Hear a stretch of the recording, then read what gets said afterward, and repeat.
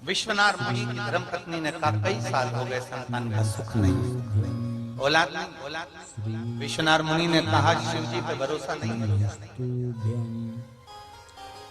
भरोसा टूटता है तब लोग दूसरे का दरवाजा ढूंढते। भरोसा नहीं टूटेगा तो फिर दूसरे का द्वार भी नहीं पकड़ेगा। भरोसा टूट गया क्या? विश्वास टूटता है क्या तुम्हारा? बहुत सारे यहाँ पर कैंसर के मरीज आए हुए, कैंसर के पेशेंट भी आए, बहुत सारे यहाँ लीवर बीमारी वाले भी आए, बहुत सारे यहाँ थायराइड वाले भी आए।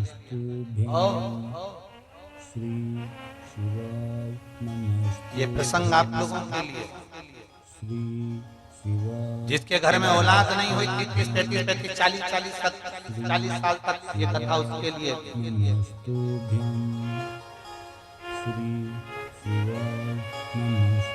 कहा। विश्वनाथ मुनि ने कहा कि तुम्हारा भरोसा नहीं शंकर है पर संतान का सुख। चलो एक शिव की आराधना करो।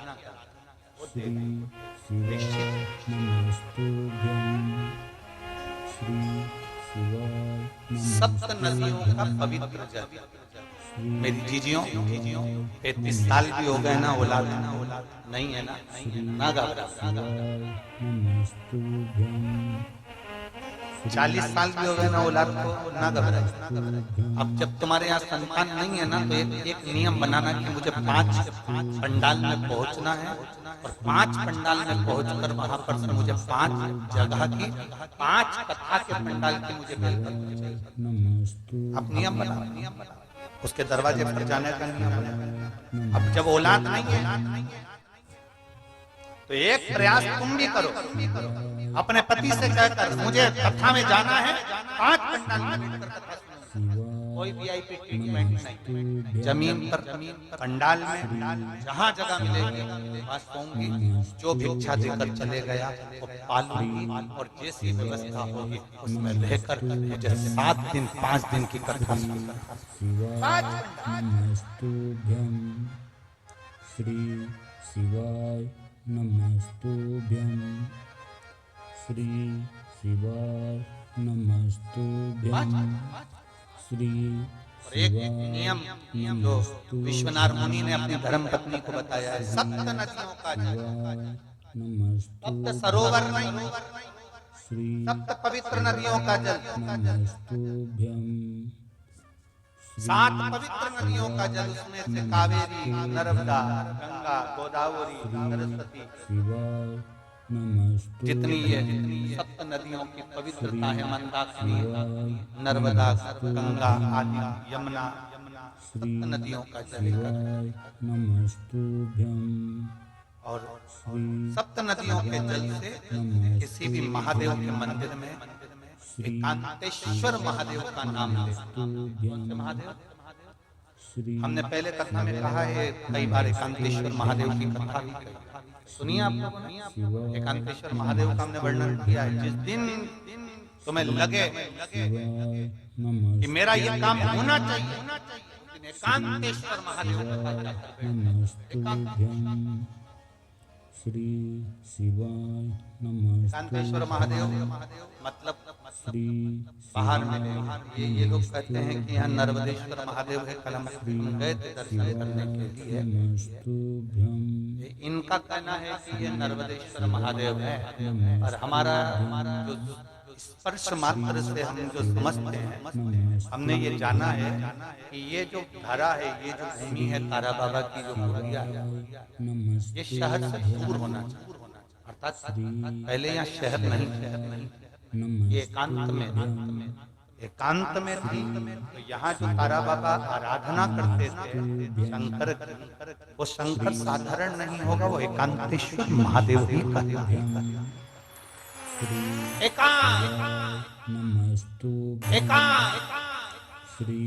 एकदम एकांत। इनका कहना है नर्मदेश्वर है, वो नर्मदा का शिवलिंग है। शिवलिंग कहीं का भी हो सकता है, पर उसकी एकांतता देखी जाती है, एकदम मौन स्थिर, बैठे,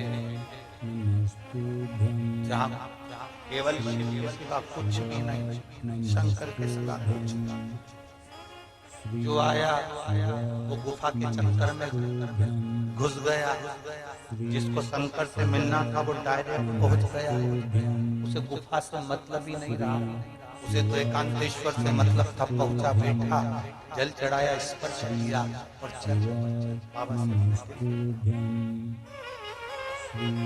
हृदय की बात,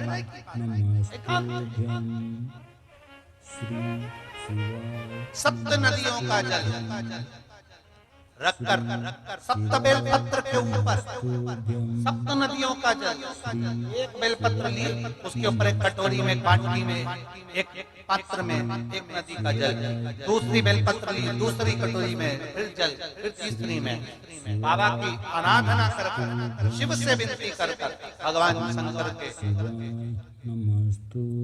नामों का 108 नामों का जाप कर श्री शिवाय नमस्तुभ्यं कर एक कटोरा जहाँ से पानी बहकर नीचे आता है वहाँ लगा लीजिए और एक बेलपत्री को उठाकर शिव जी के शिवलिंग पर समर्पित करिए।